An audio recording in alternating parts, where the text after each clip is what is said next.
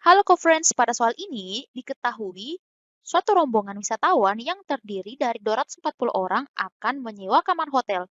Kamar yang tersedia ini itu terdiri atas dua tipe. Tipe satu itu untuk 2 orang, kemudian tipe 2 itu untuk 3 orang. Nah, di sini pertama kita misalkan dulu, misal X itu banyaknya kamar tipe satu dan Y itu banyaknya kamar tipe 2. Nah, selanjutnya kita baca lagi, jadi rombongan itu akan menyewa kamar sekurang-kurangnya 100 kamar. Nah, artinya dapat kita simpulkan, karena akan disewa sekurang-kurangnya 100 kamar, maka karena X dan Y merupakan banyak kamar tipe 1 dan tipe 2, maka pertidaksamaannya itu, atau model matematikanya dapat kita tulis, X ditambah Y. Nah, karena dikatakan sekurang-kurangnya, artinya paling kurang 100, maka ini bisa lebih. Jadi, jumlah kamarnya ini itu lebih dari atau sama dengan 100. Nah, menggunakan tanda sama dengan karena di sini dikatakan sekurang-kurangnya 100, artinya bisa 100 kamar, bisa juga lebih dari 100. Nah, kemudian jika kita lihat lagi di sini kita dapat membentuk satu model lagi, yaitu dari jumlah orangnya. Nah, di sini dikatakan 2 orang itu untuk tipe 1. Artinya dapat kita simpulkan modelnya ini 2X. Jadi di sini 2X artinya 2 orang dalam tipe 1. Kita terus ulang dulu 2X. Kemudian ini kita tambahkan dengan 3 orang untuk tipe 2, artinya di sini 3Y.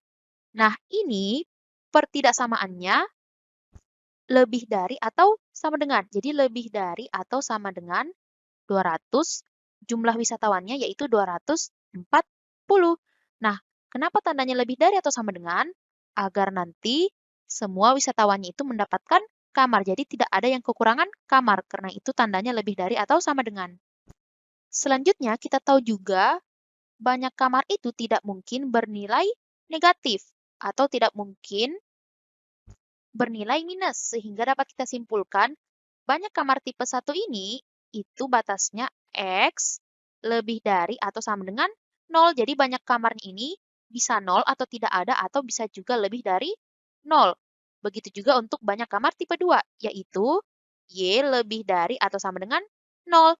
Jadi kita peroleh 4 pertidaksamaan. Ini yang pertama, kita beri tanda dulu, ini yang pertama, kemudian ini yang kedua, ini yang kedua, ini yang ketiga, dan terakhir ini yang keempat. Nah, sekarang kita akan mencari dulu titik potong untuk pertidaksamaan yang pertama dan pertidaksamaan yang kedua. Nah, jadi untuk pertidaksamaan yang pertama dulu, jadi pertidaksamaan yang pertama ini kita ubah dulu tandanya menjadi tanda sama dengan. Jadi, X ditambah Y sama dengan 100. Nah, sekarang kita cari dulu titik potongnya. Titik potong terhadap sumbu X. Nah, titik potong terhadap sumbu X artinya Y-nya sama dengan 0. Nah, jika kita masukkan Y sama dengan 0, ke persamaan ini kita peroleh tentunya X-nya sama dengan 100. Nah, kita peroleh titik potong terhadap sumbu X-nya ini, karena X-nya 100, Y-nya 0, maka titik potongnya itu 100,0. Selanjutnya kita cari lagi untuk titik potong terhadap sumbu Y-nya. Terhadap sumbu Y artinya nilai X-nya sama dengan 0. Jika X-nya sama dengan 0, maka nilai Y-nya 100. Jadi kita peroleh koordinat titik potongnya ini di sumbu Y yaitu 0,100. Nah, sekarang dengan cara yang sama, kita akan cari untuk pertidaksamaan yang kedua. Jadi kita ubah dulu 2X tambah 3Y sama dengan 240. Nah, titik potong terhadap sumbu X-nya, Y-nya sama dengan 0, maka kita peroleh X-nya ini, nilai X-nya itu 240 dibagi 2, X sama dengan 120. Jadi titik potong terhadap sumbu X-nya itu 120,0. Kemudian untuk titik potong terhadap sumbu Y-nya nilai X-nya sama dengan 0. Jadi 240 dibagi 3, kita peroleh Y-nya itu sama dengan 80. Jadi titik potong terhadap sumbu Y-nya ini itu 0,80. Nah, sekarang kita lihat lagi di sini, kita lanjut dulu lihat soalnya. Di sini dikatakan tarif kamar untuk 2 orang adalah Rp60.000 dan untuk kamar 3 orang itu Rp80.000. Nah, kita tahu untuk 2 orang itu tipe 1 di mana variabelnya X, dan 3 orang itu tipe 2 di mana variabelnya itu Y. Jadi, dapat kita simpulkan, model matematikanya ini itu berupa fungsi objektifnya.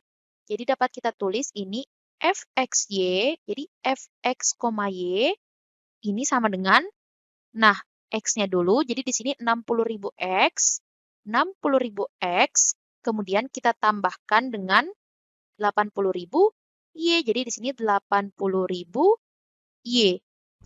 Nah, jadi di sini yang ditanyakan banyaknya jenis kamar tipe 1 dan tipe 2 yang harus disewa, agar rombongan tersebut mengeluarkan uang yang seminimal mungkin adalah, jadi di sini kita akan mencari tahu nilai X dan Y, di mana X itu kamar tipe 1 dan Y kamar tipe 2, jadi kita harus cari tahu nilai X dan Y yang membuat fungsi objektifnya ini nanti bernilai seminimal mungkin. Nah, di sini kita sudah peroleh 4 nilai X dan Y, yaitu 100,0, 0,100, 120,0, dan 0,80. Namun, ini belum tentu kita ambil. Jadi, cara menentukan titik-titiknya itu, kita harus gambarkan dulu kedua persamaan ini. Nah, jadi sekarang di sini kita letakkan dulu titik-titik potongnya di koordinat kartesius ini sumbu X yang mendatar, kemudian yang vertikal ini sumbu Y. Nah, langsung saja untuk titik pertama itu 100,0. Titik 100 itu kita misalkan di sini. Jadi di sini itu 100 atau 100,0. Kemudian untuk 0,100 titiknya itu di sini. Jadi yang 100 itu di sumbu Y. Ini kita lanjut lagi. Selanjutnya 120,0. Jadi 120 itu di sini. Jadi ini kita geser dulu sedikit, di sini 100, di sini 100, di sini 120. Nah, selanjutnya 0,80, titiknya itu kurang lebih di sini, jadi di sini 80. Nah, jadi untuk persamaan pertama, jika kita tarik garis dari kedua titik potongnya 100,0 dan 0,100, maka kita peroleh bentuk grafiknya itu seperti ini. Nah, di sini mengapa garisnya tegas, tidak putus-putus? Karena kita lihat tanda pada pertidaksamaannya itu lebih dari atau sama dengan. Nah, jadi jika tandanya lebih dari saja atau kurang dari saja, garisnya itu putus-putus. Nah, tapi di sini karena tandanya itu lebih dari atau sama dengan, maka garisnya itu tegas. Begitu juga untuk pertidaksamaan yang kedua, jadi nanti garisnya itu tegas. Kemudian untuk persamaan yang kedua, gambar grafiknya itu jadi dari 120,0 ke 0,80, grafiknya itu seperti ini. Nah, sekarang kita lihat lagi di sini pertidaksamaan yang ketiga dan yang keempat, jadi sama seperti tadi, kita ubah dulu tandanya menjadi tanda sama dengan. Nah, untuk mengetahui, jadi ini jadinya X sama dengan 0. Kemudian untuk ini, jadinya itu Y sama dengan 0. Nah, garisnya ini, jadi untuk X sama dengan 0, itu kita tahu sama saja dengan sumbu Y. Jadi, gambar garisnya itu di sumbu Y. Misal kita beri warna merah seperti ini. Kemudian, untuk sumbu X ini itu merupakan garis dari Y sama dengan 0. Kita misalkan beri warna kuning. Nah, sekarang di sini kita jadi ingat kita akan mengarsir yang bukan merupakan daerah himpunan penyelesaian. Jadi, di sini kita akan menguji titik dulu. Misal kita ambil titik di sini, misal di sini 1, kemudian di sini 1 juga, misal kita ambil titik 1,1.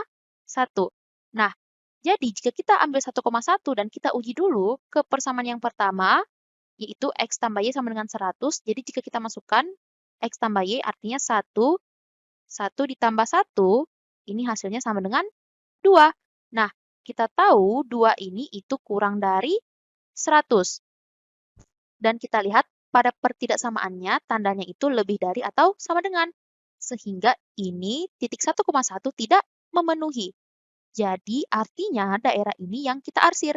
Jadi, dari garis persamaan pertama, yaitu yang warna biru ini kita arsir ke bawah. Jadi, ini kita arsir seperti ini, karena ini bukan merupakan daerah himpunan penyelesaiannya. Kemudian sekarang kita lanjut lagi menguji untuk persamaan yang kedua. Jadi kita masukkan 1,1 ke persamaan yang kedua. Jadi 2 dikali 1 ditambah 3 dikali 1, ini hasilnya 5. Nah, kita tahu 5 ini kurang dari 240.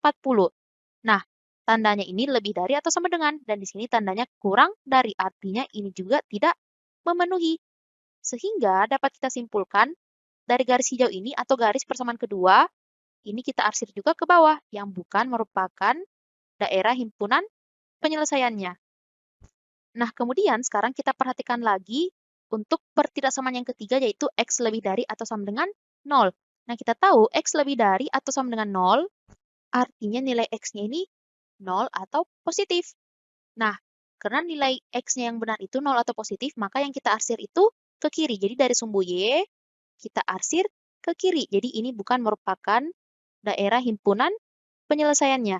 Kemudian sekarang kita lihat lagi untuk Y lebih dari atau sama dengan 0, yang artinya nilai Y itu positif atau bisa juga sama dengan 0. Sehingga yang kita arsir itu yang bukan merupakan daerah himpunan penyelesaiannya, yaitu sumbu X ke bawah, seperti ini. Nah, kita lihat daerah yang tidak terarsir itulah yang merupakan daerah himpunan penyelesaiannya. Dan daerah itu di atas sini, jadi ini merupakan DHP-nya atau daerah himpunan penyelesaiannya.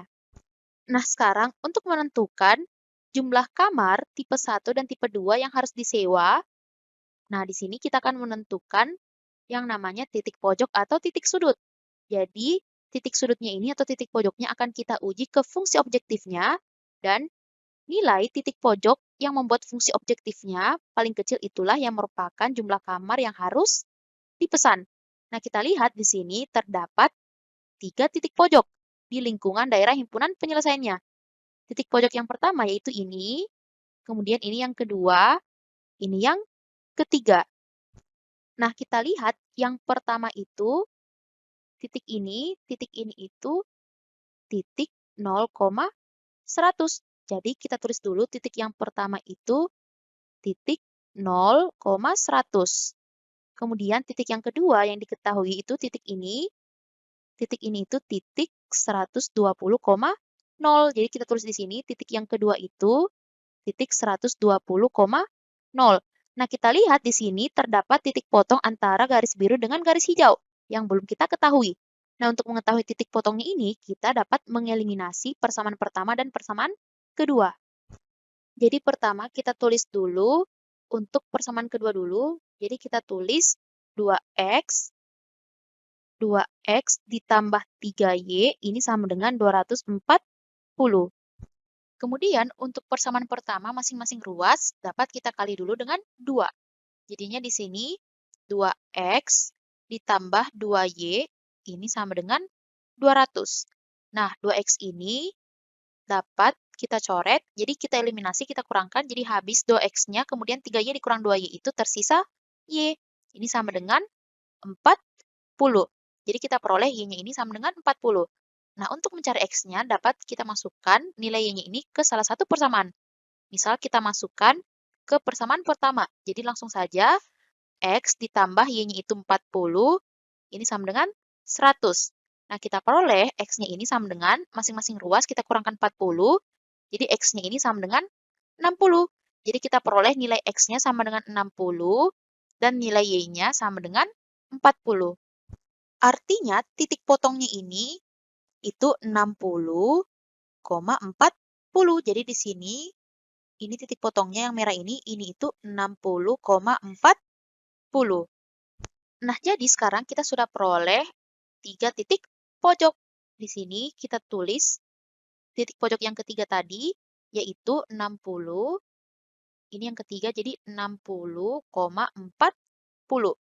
Nah, jadi sekarang kita uji dulu dari titik pojok yang pertama, kita masukkan ke fungsi objektifnya. Jadi ini hasilnya 60.000. 60.000 X-nya itu 0, jadi 60.000 dikali 0 ditambah 80.000 dikali Y, artinya kita kalikan dengan 100. Ini hasilnya 60.000 dikali 0 itu 0, 80.000 dikali 100 itu hasilnya 8 juta. Jadi ini hasilnya 8 juta. Tidak lupa satuannya kita tuliskan jadi 8 juta rupiah. Kemudian sekarang kita ke titik pojok yang kedua. Jadi ini 60.000 dikali 120, kemudian ditambah 80.000, kita kalikan dengan 0. Ini hasilnya, rupiahnya dulu, jadi ini hasilnya 7.200.000. Selanjutnya kita ke titik pojok yang ketiga. Jadi di sini 60.000 kita kalikan dengan 60, kemudian kita tambah dengan 80.000, kita kalikan dengan 40.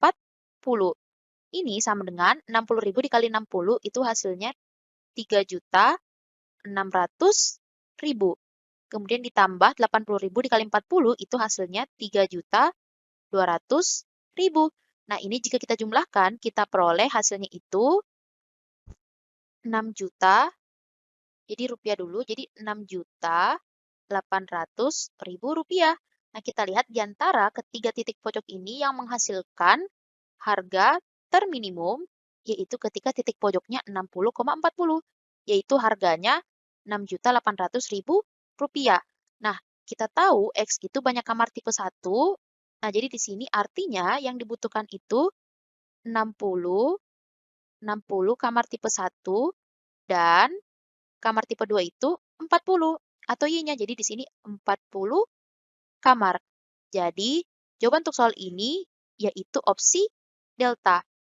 Oke, sekian. Sampai ketemu di soal selanjutnya.